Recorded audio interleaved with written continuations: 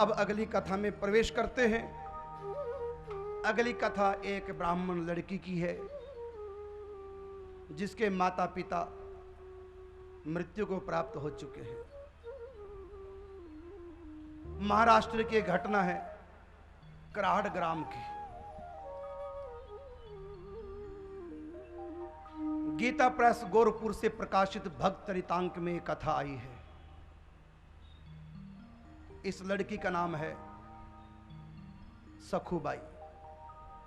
इसका घर का नाम है सुखिया। नाम तो सुखिया था लेकिन कभी इसने सुख देखे नहीं थे।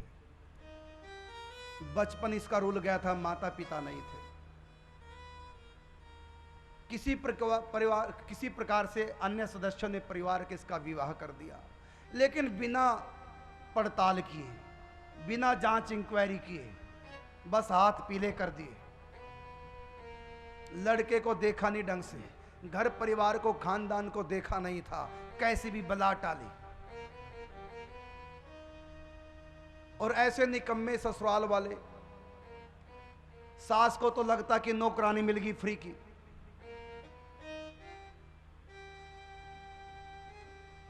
पति को भी लगता चलो काम वाली मिल गई है। नौकरानी की भी कोई अहमियत होती है, उसकी भी कोई इज्जत होती है। नौकरानी को भी मालिक जाना डांटे फटकारेगा, घर छोड़ के भाग जाएगी, मैं नहीं जा रही, कर ले अपना काम, उसमें भी कुछ अकड़ है।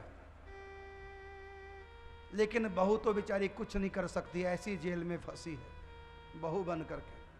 और फिर जाए भी कहां जाए, मां बाप है नहीं, दुखी रहती थी। लेकिन सच्ची भक्त थी, सत्संग किया था, इसलिए उस दुख को उसने झेल लिया। कोई बात नहीं, किसी जन्म में मैंने अपने पति के साथ बुरा व्यवहार किया होगा, इसलिए भगवान ने ऐसा पति दिया। मैंने जरूर किसी न किसी जन्म में अपनी सास के साथ बुरा व्यवहार किया होगा, इसलिए भगवान ने ऐसी कट्टर सास दी है। मेरी सास का कोई कसूर नहीं, मेरे पति का कोई कसूर नहीं, मेरे कर्मों का फल है। मान लेकर शांत रहती थी। इसलिए बनता था पति की सेवा करती थी, सास ससुर की सेवा करती थी। लेकिन इनके अत्याचारों की भी हद थी। न जाने क्यों इतना इससे ईर्ष्या करने लगे, इतना इससे द्वेष करने लगे। और अधिकतर शिकायत रहती थी, ये एकादशी क्यों करती है, ये चावल क्यों नहीं खाती। सास जानबूझ करके एकादशी के दिन कहती थी, बहू आज चावल बनाओ। घर में तुलसी का गमला जल चढ़ाने नहीं देती थी, तुलसी को ऐसी सुखा दिया सास ने। यहां तक कि घर में गाय पाली थी कि पहली रोटी गाय को दी जाए तो पहली रोटी भी गाय को देने नहीं देती थी। पहली रोटी गाय की होती है, अंतिम रोटी कुत्ते की होती है। पहली रोटी को स्वयं खाती, अंतिम कुत्ते वाली रोटी को बहू को खिलाती, इसको तू खा। ऐसी पति ऐसी ससुर।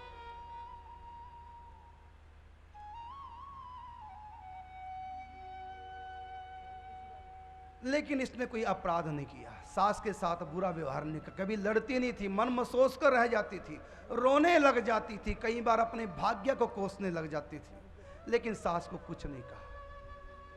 इसको भगवान क्यों मिले हैं सुखिया को, ऐसे ही नहीं मिल गए। मत सोचो कि केवल भजन करने से भगवान मिल जाएंगे।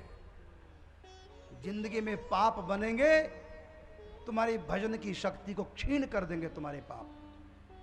इसलिए अपराध नहीं बनना चाहिए।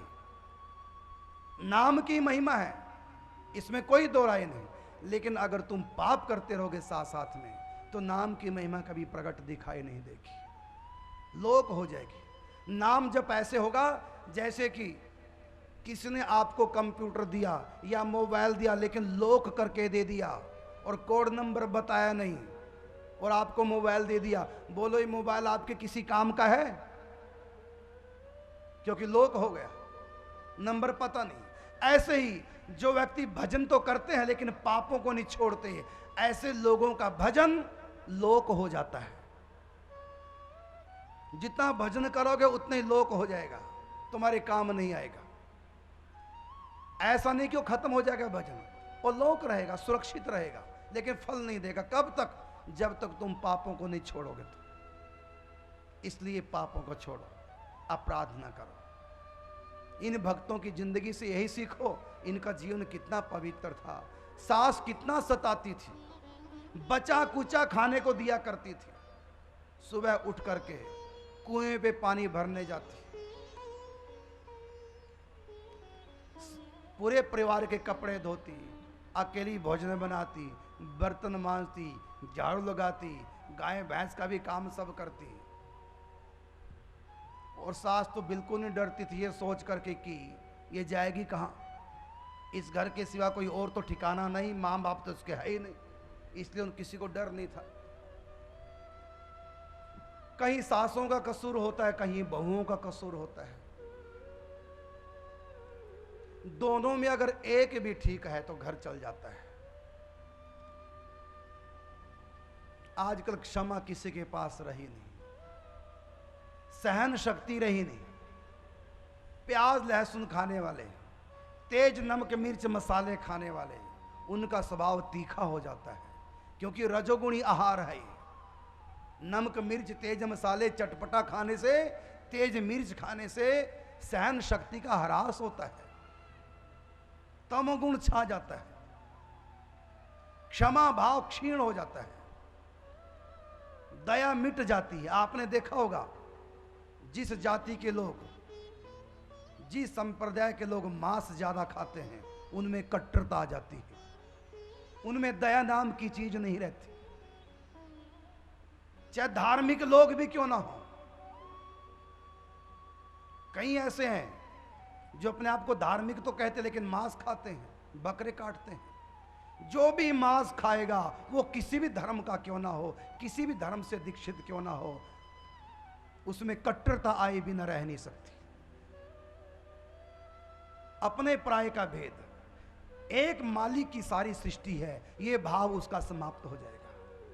स्वार्थ ही रहेगा, परायों के प्रति कुदृष्टि, परायों के प्रति उसमें दया खत्म हो जाती है। जो भी मांस खाएगा, चाहे वो कितना बड़ा धार्मिक क्यों ना हो, धर्म से कितना ही बड़ा क्यों ना जुड़ा हो, जो भी लोग मांस खाते हैं उनके अंदर से दया खत्म हो जाती है। हिंसा करना, अहिंसा परमो धर्मा, सबसे बड़ा धर्म अहिंसा है। किसी जीव को सताना नहीं, किसी की हिंसा नहीं करना, मारना नहीं। जहां आहार ठीक नहीं वहां विचार ठीक नहीं, जहां विचार ठीक नहीं वहां व्यवहार ठीक नहीं। भगवान को भोग लगा के खाते नहीं थे, जो आया सो खाया। तीनों ही तमोगुणी थे, तीनों जीव। ये बेचारी भगवान को मानने वाली, प्याज लहसुन तक नहीं खाती, फीका भोजन करने वाली, इसलिए इसके मन में पूरी सहन शक्ति। उस कट्टर सास के प्रति भी इसके मन में दया थी।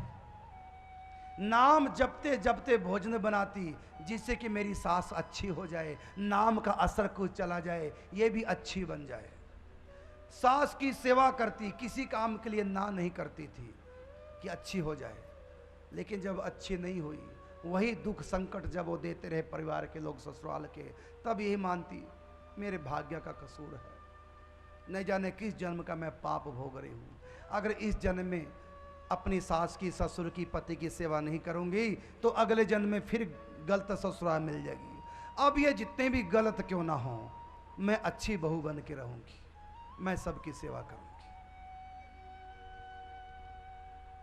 गरीब परिवार अवश्य था,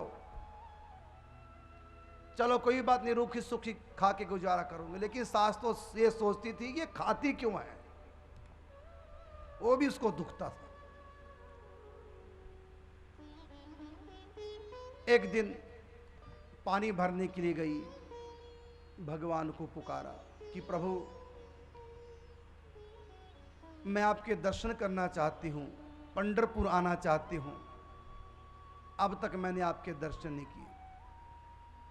मेरे माता पिता की मृत्यु के बाद मैंने जब सत्संग किया, हमारे पुरोहित ने मुझको बताया कि बेटी तू अपने आप को अनाथ मत मान, तेरे नाथ, तेरे माता पिता तो रुक्मिणी और कृष्ण हैं, पंढरपुर के जो नाथ हैं, विठल नाथ, श्री कृष्ण, वो तुम्हारे पिता हैं।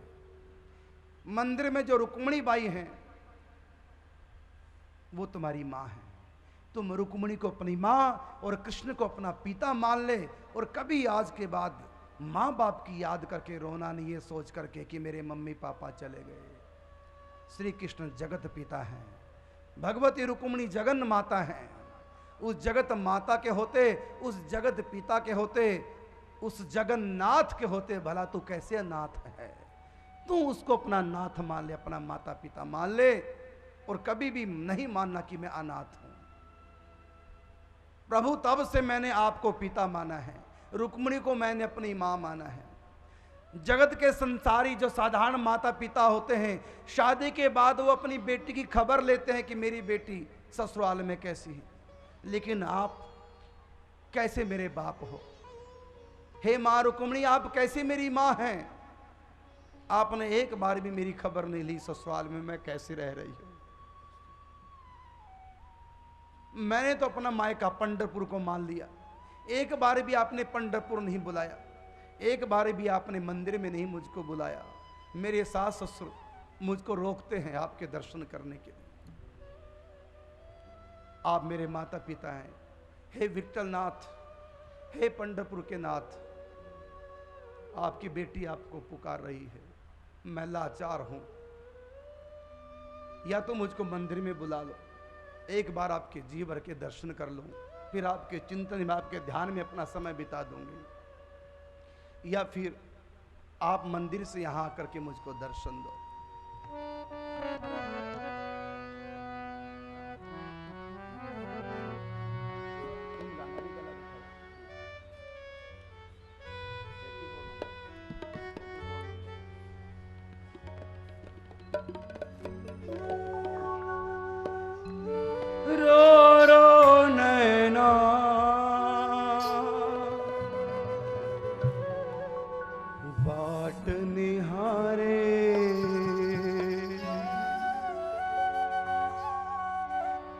पले पले मनवा तुझे पुकारे, तेरी याद सताए, आजा मेरे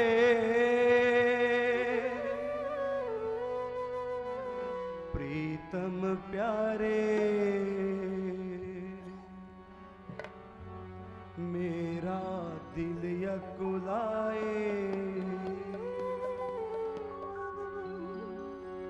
जब दुनिया सुख से सोए, जब दुनिया सुख से सोए, मैं जागूं याद करूं, दिल तड़प तड़प के यूं रोए, किससे फरियाद करूं, दिल तड़प तड़प के यूं रोए, किससे फरियाद करूं। रो रो नैना बाट निहारे,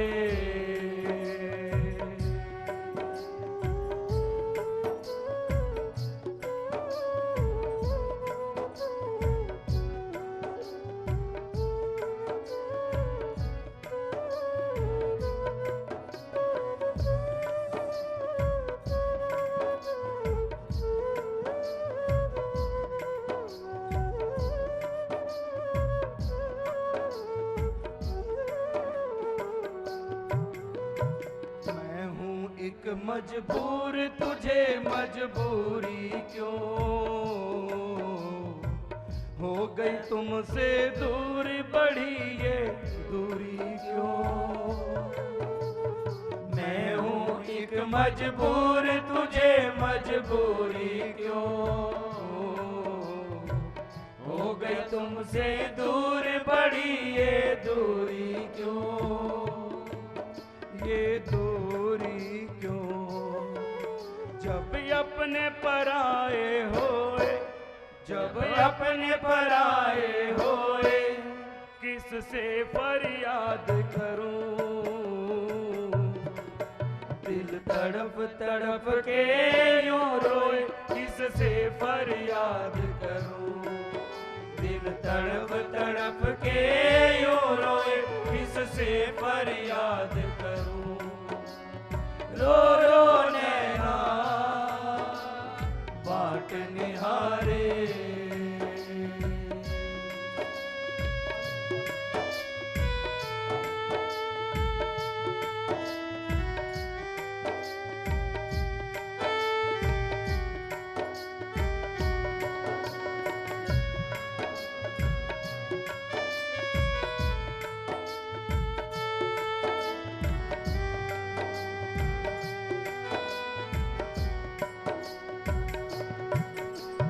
रिमझिम बरसे नैन कभी रुकते नहीं।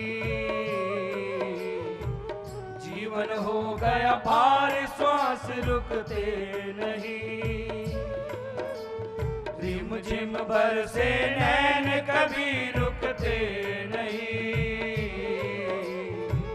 जीवन हो गया भार श्वास रुकते नहीं।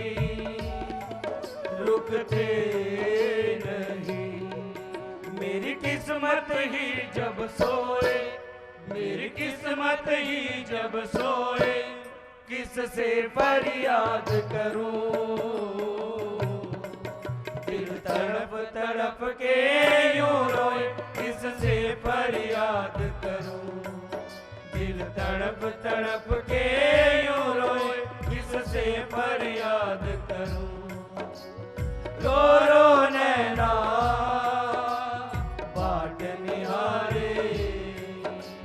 पल पल मनवा तुझे पुकारे। तेरी याद सताए, आजा मेरे प्रीतम प्यारे। मेरा दिल अकुलाए जब दुनिया सुख से सोए। जब दुनिया सुख से सोए, मैं जागूं याद करूं। दिल तड़प तड़प के यूं रोए, किससे फरियाद करूं। दिल तड़प तड़प के यूं रोए, किससे फरियाद करूं। रो रो नैना बाट निहारे। पल पल मनवा पुकारे, तुझे पुकारे, तुझे पुकारे।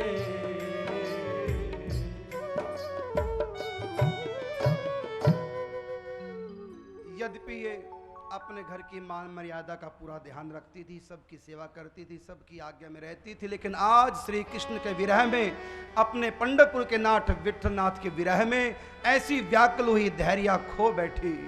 अब प्राण निकल जाएंगे। पानी का घड़ा वहीं पर रख करके भक्तों की मंडली के साथ जो कीर्तन करते हुए मंदिर की तरफ, पंढरपुर की तरफ यात्री पैदल जा रहे थे, उनके संग हो ली। मन में आया कि मेरे ससुराल वाले छोटी छोटी बातों पे, कोई ना कोई भूल पे मुझको पीटते हैं। अनेक बार मैंने पिटाई खाई, आज एक बार और खा लूंगी, कोई बात नहीं, लेकिन अब तो मैं अपने सच्चे माता पिता विठलनाथ श्री कृष्ण रुक्मिणीबाई माता के दर्शन करके ही आऊंगी। घड़े को रोक करके संत मंडली के साथ में पैदल निकल पड़े। गांव के किसी व्यक्ति ने देख लिया, आकर के सुखिया की सास को, सखुबाई की सास को उनके कान भर दिए और कह दिया तुम्हारी बहू बाबाओं के संग भाग गई। घड़ा वहीं रखा है और उनके बीच में नाच रही थी लोक लाज को छोड़ करके। कोई महिला साथ नहीं थी, अकेली वही थी। एक करेला, दूसरा उसकी बेल नीम के ऊपर चढ़ा दी। एक तो करेला वैसे कड़वा और उसकी बेल को नीम के पेड़ पे चढ़ा दिया और कड़वा। एक तो सास पहले से कट्टर थी, आगे से महिला भी ऐसी मिल गई। एक ये दो की चार, नकली शकली सब सुना दी, नमक मिर्च लगा करके। अब पांव से सिर तक भुन गई सास तो उस समय उठी, बगले कमरे में बेटा दोपहर को आराम कर रहा था, लात मार के बेटे को जोर से मारा, थप्पड़ बनता है। मर्द अपनी बहू के ऊपर कंट्रोल नहीं कर सकता, देख बाबों के संग भाग गई है। पूरी घटना बताई। अगर असल बाप का बेटा है उसकी चुटिया पकड़कर घसीटते, अभी यहां ला, नहीं तू भी जा उसके संग। अभी मां की बात इसने मानी, उठ करके भागा। अभी बेचारी थोड़ी दूर तक पहुंची थी, अभी तो पंढरपुर दूर था। नाच रही थी, नाम संकीर्तन में सब भक्त संत नाच रहे थे। नाच रही थी, जोर से लात मारी पत्नी को, जाकर सुखिया को धड़ाम से नीचे गिर पड़ी। चुटिया पकड़ी, 2-4 लातें, जो 2-4 घूसे जमाए। संतों ने रोका, अरे तुम क्या कर रहे हो? संतों को भी डांट दिया, ये मेरी पत्नी है और बिना घर बताए पानी का बहाना करके घर छोड़ के भाग रही थी। संतों ने कहा कि बेटी तुमको ऐसा करना नहीं चाहिए। अकेली तो घर से निकल गई, देखो तुम्हारे पति को कितना बुरा लगा है। उसके पति को समझाया कि बेटा ऐसे मारना नहीं चाहिए, समझा दो, कोई नहीं, अब ले जाओ घर। घर ले गया, सास ने भी पीटा घर ले जा करके, पति ने भी पीटा घर ले जाकर।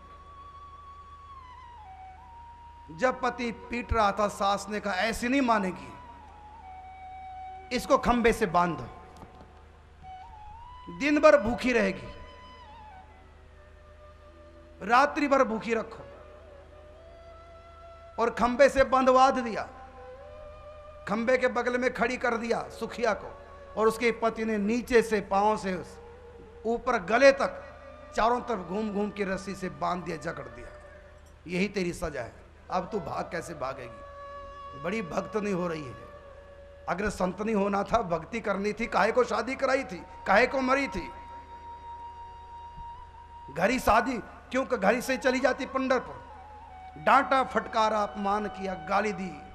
मां बाप ने मेरे क्लेश के लिए जाम दिया था इसको, मेरे लिए मुसीबत मर दी। हमारे ऐसे पाप, ऐसी बहू घर में आई, बेचारी चुपचाप खड़ी खड़ी सुनती रही, कुछ बोली नहीं। सबने भोजन कर लिया, दोपहर का भी रात्रि का भी सबने भोजन कर लिया। सुखिया को पूछा नहीं, खड़ी रही बंधी। भोजन करके सब सो गए, ससुर भी सो गया, सास भी सो गई, पति भी सो गया।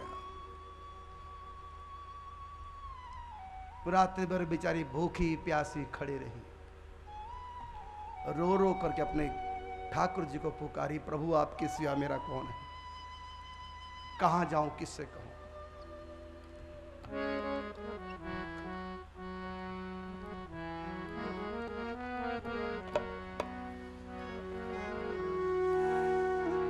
मात पिता बिन रो रही, कौन बंधाए धीर।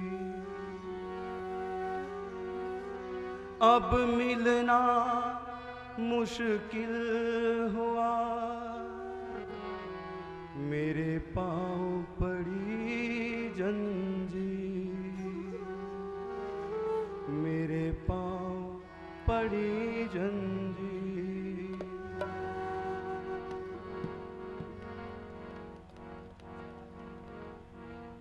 मात पिता बिन रो रही,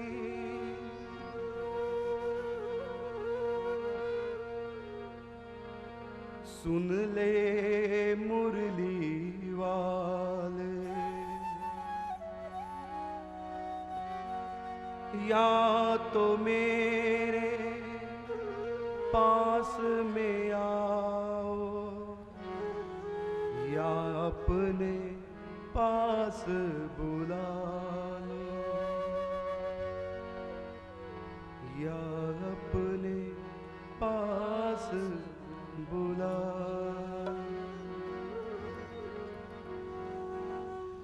भगवान को पुकारा, ये तो आके मुझको दर्शन दे जाओ, उसके बाद भले मैं मर जाऊं, भूखी प्यासी रह लूंगी, मर जाऊंगी, लेकिन मरने से पहले एक बार आपका दीदार हो जाता।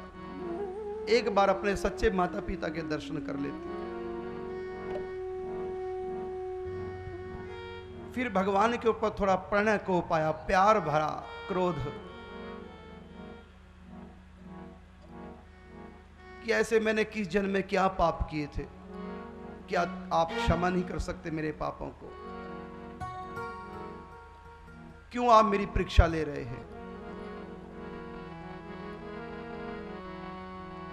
सुखिया पूछे श्याम से, सुखिया पूछे श्याम से, सुखिया पूछे श्याम से, सुखिया पूछे श्याम से।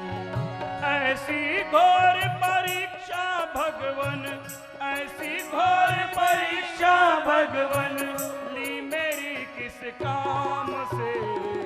सुखिया पूछे श्याम से, सुखिया पूछे श्याम से, सुखिया पूछे श्याम से, सुखिया पूछे श्याम से।